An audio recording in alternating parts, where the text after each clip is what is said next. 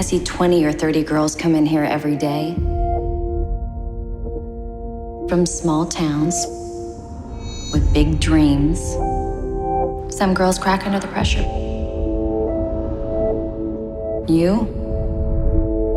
You're going to be great.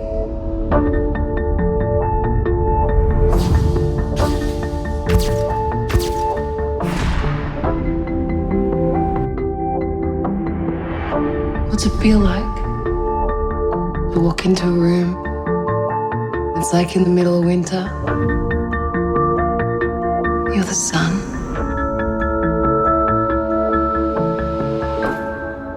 It's everything. You know what my mother used to call me? Dangerous. You're a dangerous girl.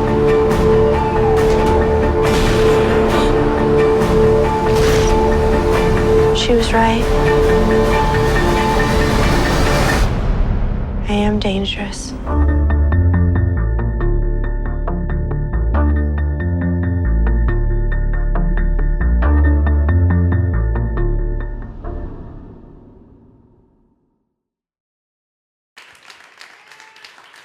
Thanks, everybody. Yes.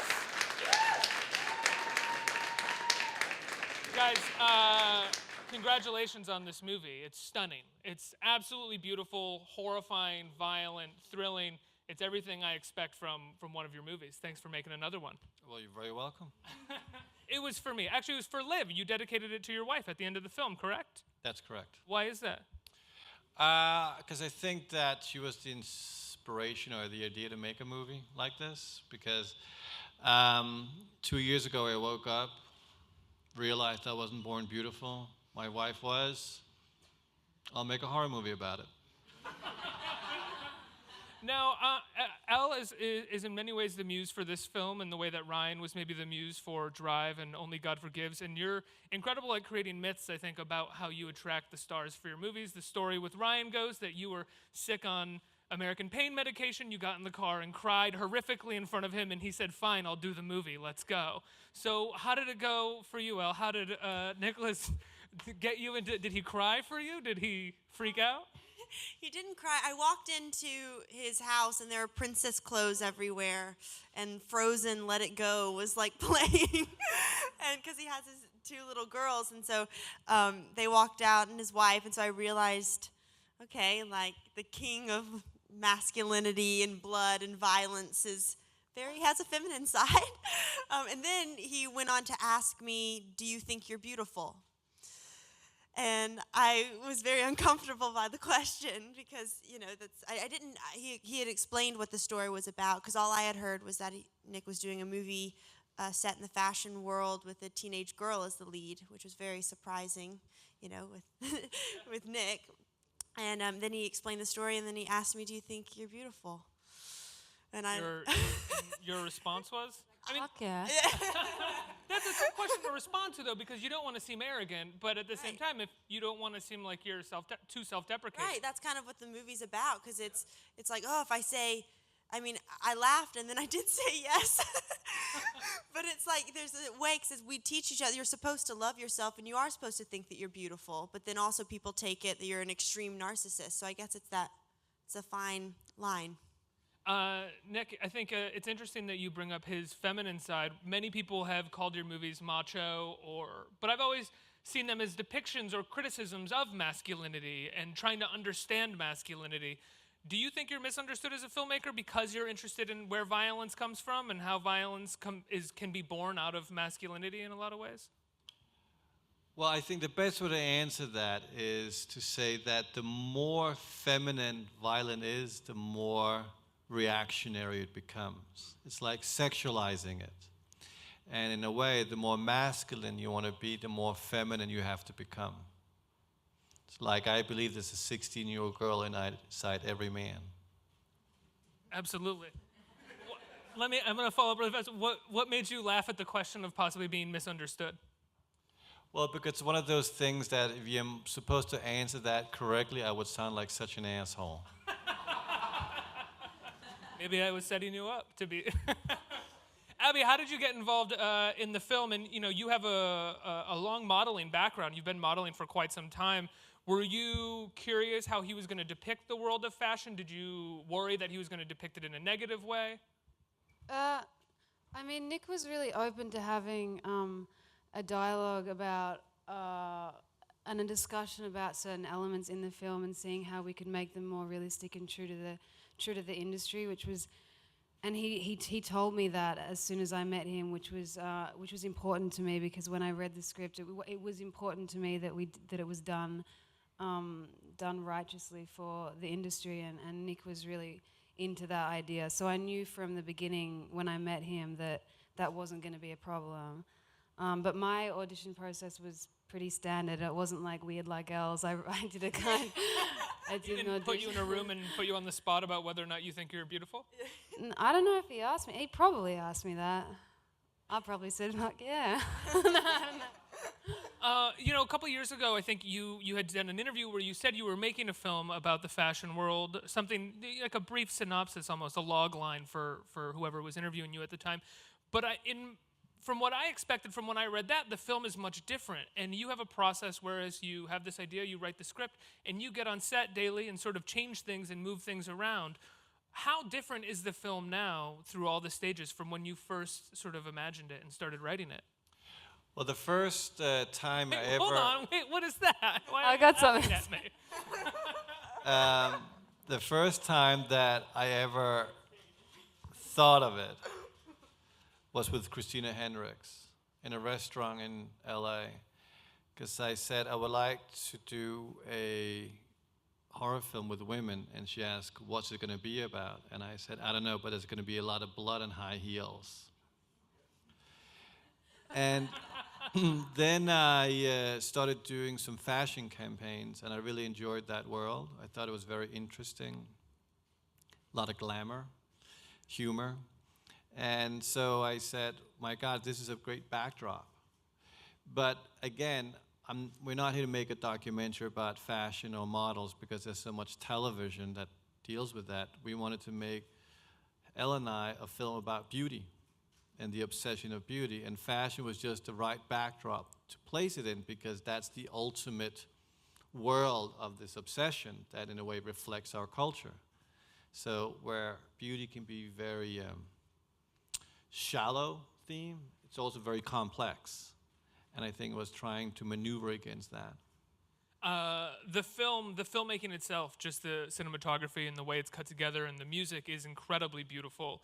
I'm wondering what some of your direct influences were. I definitely had some feelings while I was watching it of who I could maybe see, but for the first time I also felt like you were maybe even referencing old Technicolor films with the way that you were trying to portray this, maybe even the red shoes with the opening credit sequence. Well, I think we're all based on what we see growing up and what's around us. But I just try to kind of close my eyes, and then I try to figure out what would I like to see today. It's a bit like fetishizing. It's like playing with dolls, and you're like, what would I like her to wear? You creep.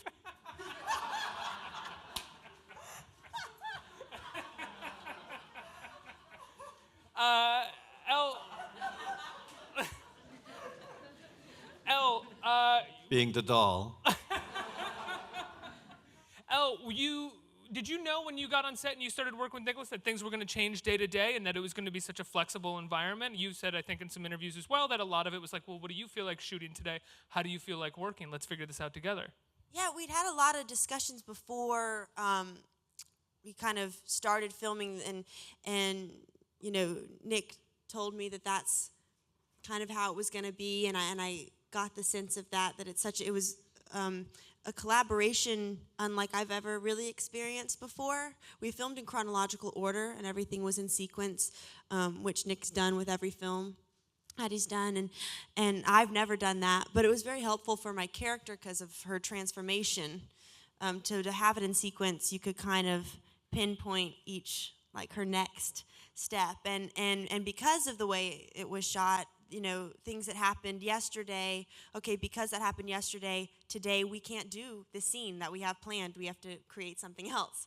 Because you'd kind of go on this journey, and it was very spontaneous and also just all off instincts.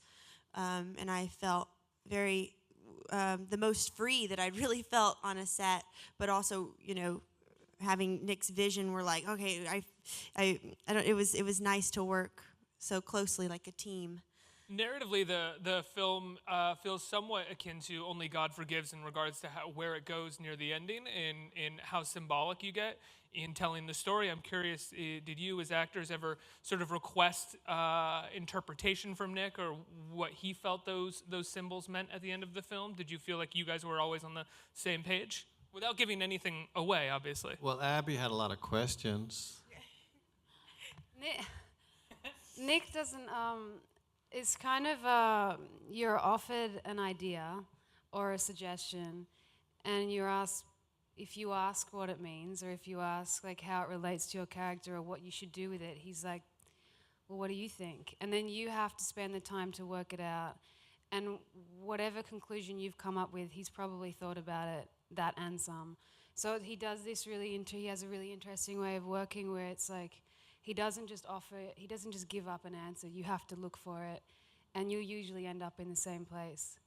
And that was really important. You know, the chronological thing was interesting for my character because I don't come into it until pretty much halfway through. So every preconceived notion that I had of what was going to happen with my character was just slashed completely because things changed so much. So I then found myself having to really search for like things to offer Nick and take on what he was offering and try and like regurgitate it, you know, like just try and like work it out. He also had a suggestion box for all the crew members, and they could decide scenes and the ending. So I then found myself becoming best mates with like the grips and like everyone. Did you didn't really have That's how the nudity scene came about. There was like a box. Abbey Lee nude. Keeps on repeating itself. Did you really have a suggestion box on set? Well, the joke was that I like this way of working where no one really knows the answer to anything. So I kind of know where I want to get to, but I'm interested in the process. So any suggestion, any point of view that we haven't looked at is always welcome. But it was also a way to engage the crew because I couldn't really afford paying them. So I felt if I gave them a really good time, they would not come back and demand more money.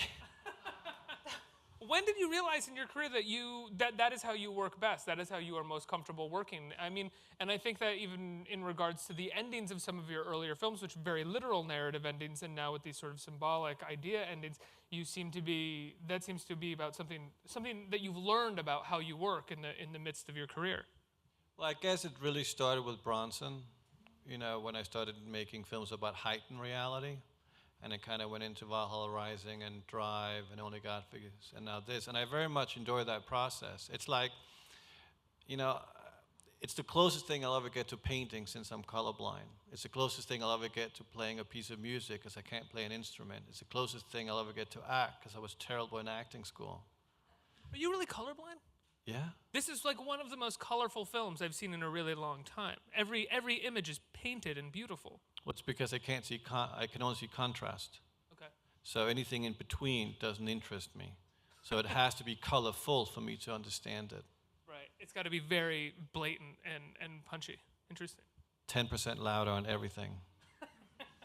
Elle, what made you, outside of him questioning if you were beautiful, what was it about Nick's work that you knew of that really made you want to work with him?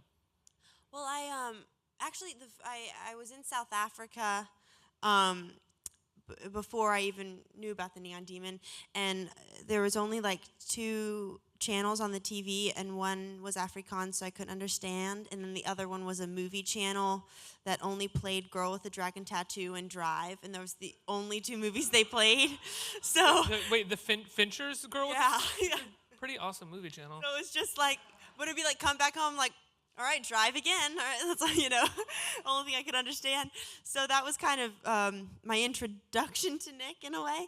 And Nick's films are so, I mean, it's so stylized, and it's like Nick just has his stamp on it. And I admire that so much to have, you know, that's what you want.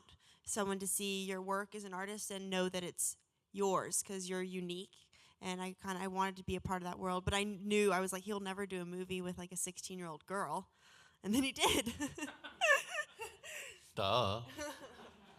Literal stamp. You put a literal stamp on this movie, Nick, which you hadn't done before, right? I don't think you've had those on. Did you have that on Only God Forgives, the NWR? No, that was for this. What made you decide to do that? At the beginning of the film, in the credits, there's a NWR stamp under, like, on the palette the whole time for the whole credit sequence.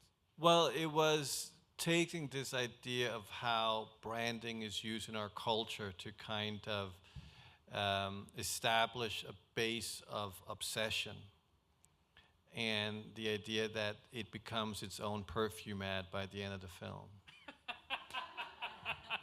Do you feel like the film becomes a perfume ad in some way? Well, very much, because that's how I shoot perfume ads. So in the end, it would all become reality. You have a reputation for sort of courting controversy. You say that you love controversy based off the Cannes Film Festival.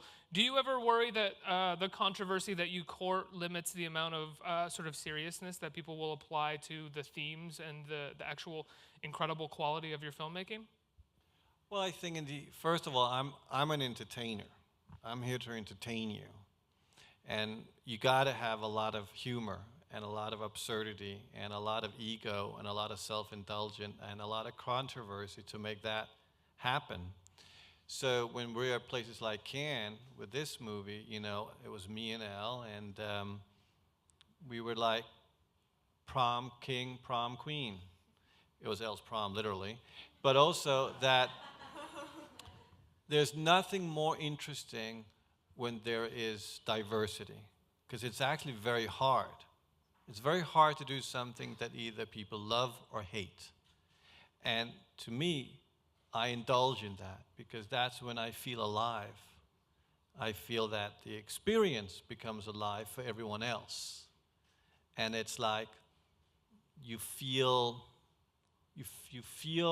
the emotions of what it's like breathing.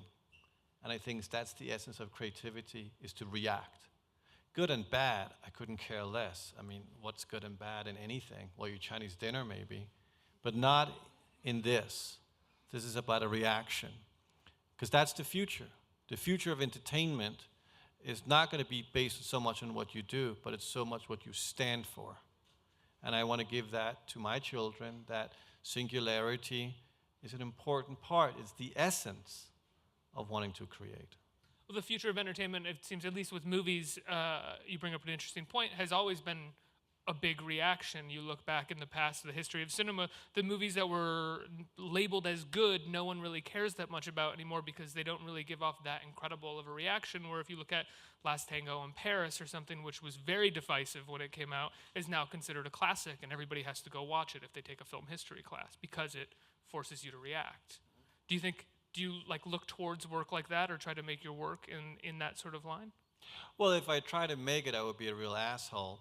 So it's not consciously, but I do believe that singularity, because I mean, when I started making films, I thought, you know, I was born for something great. So I was going to be the greatest filmmaker of all time, and that was be that. Well, guess what? Life didn't turn out that way. But then I decided I was going to be something else. I was going to be the best filmmaker at the films I make. Because then I realized that's the one quality no one can ever attack you for. So at least with that, I can go out, stand proud with Elle or whoever, Ryan, and say, this is who we are. The kids are going to love it. Elle, what was your feeling when the Cannes reaction happened and it was kind of divisive? Had you been a part of a film that had been so divisive yet? Oh, and also, I will say, divisive in a very, very good way. Yeah, I absolutely loved it. It was my first time ever going to Cannes, and so it was a very special, the whole thing was a very special experience. And we were at the Amphar Gala when we kind of heard the first screening just happened, and people were, you know, booing and cheering, and, you know, it was like that love-hate, and Nick was like, yeah, like it was we were so excited. And we were at this Amphar things, and it's very in Cannes, so it's very glittery, and it was also like disco themed or something. So it was even more. We're inside the neon demon right now, so I thought that it was perfect because you want that reaction. Our movie is definitely not boring. Oh no, not at all. Abbey, I have to ask the final one of the final sequences of the film, not the shoot, but beforehand at the pool, without giving anything away, is some pretty incredible work by you and Jenna Malone and the other actress. Excuse me. You say you shot chronologically. Were you always sort of gearing up towards that day when you guys were going to be shooting those scenes? You mean there's the final sequence with Bella, not Jenna? You talking about which? Well, each character has their own ending. So the idea was that Jenna has her ending. Okay, right. Yeah, I mean, I think it was when you read a piece of paper that says you lean down, pick up an. Am I supposed to say that right now? Probably not. Just tell them that you took your clothes off, and then we'll be fine. I mean, really, the back half of the movie for you, when you were getting to shooting the back half of the movie. I mean, things were popping up really fast for me, but I think that the interesting thing about Sarah, my character, is it started out me assuming that she was like this volatile, violent, sort of aggressive human being, and because of the way that what Nick got out of me, and also what Elle got out of me, working with Elle the first few scenes, she really changed into, because Elle softened, she brought out like a real vulnerability and a fragility that ended up happening with Sarah. So what was happening towards the end of the film, I couldn't really anticipate how those final scenes were going to go, because Sarah was changing she was so reactive to what Nick was saying and what Elle was doing. And so I don't know if I really prepared so much for what was happening at the end. I was really in the moment very much. She's so insecure in those final moments, and as much as those moments are horrific and you could say sort of volatile and violent, they also seem much more born out of her own insecurities within the industry, which I think was really fantastic and added many layers to the character. Yeah, I think also the really sad thing about Sarah is that she truly does believe that this final act is going to be the thing that saves like her spirit and her soul. Like it's different to like Gigi's a little bit. It's more of like a shallow representation of beauty, whereas Sarah actually sadly believes that she'll be saved by beauty and beauty alone, which is quite terrifying. But so true. Did you find there's horror elements in the film, or just sort of horrifying moments within the film, but I also found that the moments depicting the industry for how it viewed beauty and how it treated women, just because that's how the industry almost has to function, are almost more horrific than the actual violence in the film. Was that intentional on your part? Well, it wasn't so much intentionally of what would be the worst depiction. It was just the reality. And because, I mean, I could not have made this movie without Elle. I mean, basically, inside of me there was this, if Elle couldn't do the movie, there would be no movie.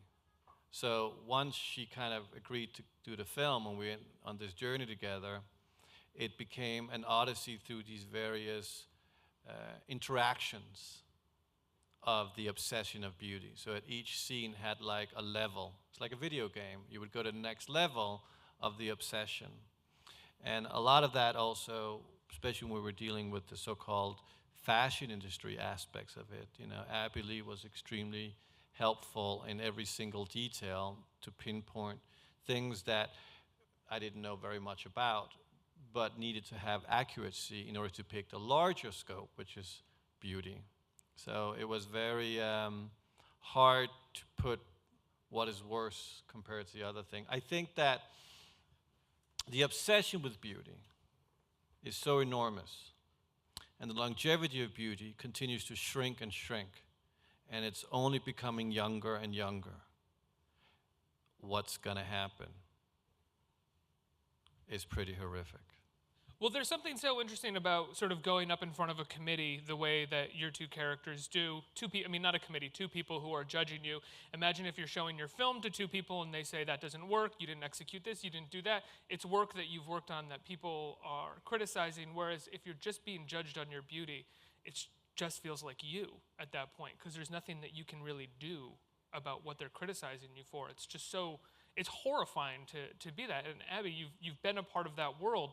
Does it feel the way that it seems like it feels to me, the way that I talk about it, or do you just sort of get by and realize that that's the industry? No, it does feel like that. It's hard, you know, like you're a young girl, you know, all those things that you're saying are true, and then you got to factor in that most of the girls that are going through that have barely hit puberty. So it's terribly strange.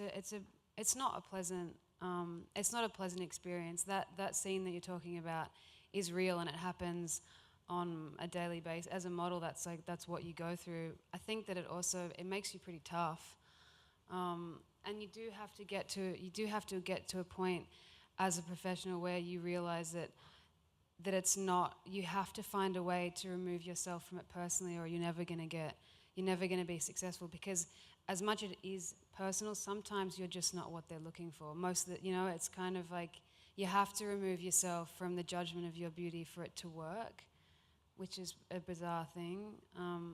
So at some point, you know, it hurts for a bit, and then you do shut off, I think. I mean, it is very frightening if you think about that. That's how you're defined. And it's interesting how we're moving into the world of beauty, because the obsession, which is, of course, so enormous, will essentially create a new class system. Because beauty is now very much how we define our qualities, because we base everything on what we see. So a lot of the film that Elle and I talked about was the idea of narcissism as a celebration, narcissism as a virtue, because it's very different from when we grew up. Narcissism was usually a taboo, it was something negative, but for Elle's generation, it's different. It's like it has evolved to an acceptance. I think that's wonderfully great, but also terrifying, because I wonder what's going to lead to. But I think that with the whole digital revolution of creating an artificial world through your camera that you can alternate and you can depict and you can view, will essentially become a real reality. Even though we live it because we understand what came before, but the generation that was come after Elle are not going to understand the origin of it, and it's going to become a reality. It's almost like the flesh at the digital revolution will become a human race. And that, to me, is where the neon demon lies. But to see that beauty is becoming a class system is very, very frightening, because you can't change it. And that, to me, having daughters as a parent, you know, having that kind of pressure must be, you know, terrifying. Absolutely. I'm going to open it up to the audience for questions. Who has a question? Hey guys, Nick, I'm a huge fan of your work, so I was just wondering, like, what was your inspiration behind your style of filmmaking? Like, was there any particular films that you looked into that helped you? I don't so much work on like a particular film or a book or music. I've started just making films based purely on what I would like to see. Like Drive was, I wanted to experience driving around at night listening to pop music, because that was my emotional relief with Ryan Gosling. So that became a movie, you know, or Only God Forgives was my own struggling with many things in my life at that time that led me to some wanting to fight, you know, God. And here in Neon Demon, it was just more like, I have a part of me that is the 16-year-old girl that I wish I could experience what life would be like being born beautiful. And so I kind of able to live out my fetishes through that way and still go home and have a normal family. Two more questions. Next question. Hey, Nick. I was sort of wondering how your approach to visuals, to cinematography in your films sort of works out. Do you conceptualize the way you want scenes to look on paper, or do you go to set, you know, prior and, you know, absorb your surroundings and work that way? Storyboard or? I don't storyboard. Sometimes I would write specific camera things in the script, but 99% it usually comes on set. I come an hour before everyone else. I put on the power blanket, and which is an important element of my creativity, which is the blanket around the stomach. Then the main actors would come in. Mostly that would be Elle or Abbey, but I would say to them, so what would you like to do today? And then we talk about what we should do, and then I ask them, how would you like to move? We figure out how would I like to move, and once they feel comfortable in their movement for their performances, then I'll figure out how to shoot it afterwards. Which usually gives me 7 hours to complete the whole scene or the day, and I'm just like fucking running out of breath because I'm so stressed. But I have to be very happy and confident when people ask me stuff. Where did the power blanket come from? How was the power blanket born? The power blanket is the source of all energy, and it absorbs all my creative anxieties and turns them into pure muscle strength. Where was it born? Power blanket was born in a mysterious place called Copenhagen. It has kind of evolved through, it started with my first movie that I always had stomach pains.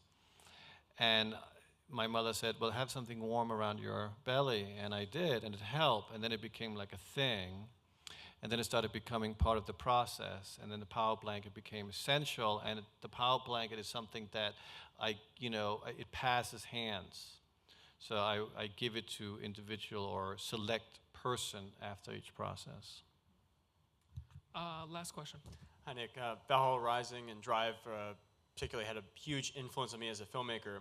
I just want to know from you, shooting it chronologically and approaching the story the way you do you feel like it's important to in making a good film that there be an element of danger or unpredictability in the filmmaking process, that naturally imbues a film with something that's going to make it successful? Well, successful is a different discussion because what is successful? You know, they're successful to you, which is the most important thing because you got to live with it, pal. And then there's the money people that got to make their money back. And once those two things are resolved, you're fine. Don't worry about it. But the creativity in terms of chronologically and the approach, I see fear breeds creativity.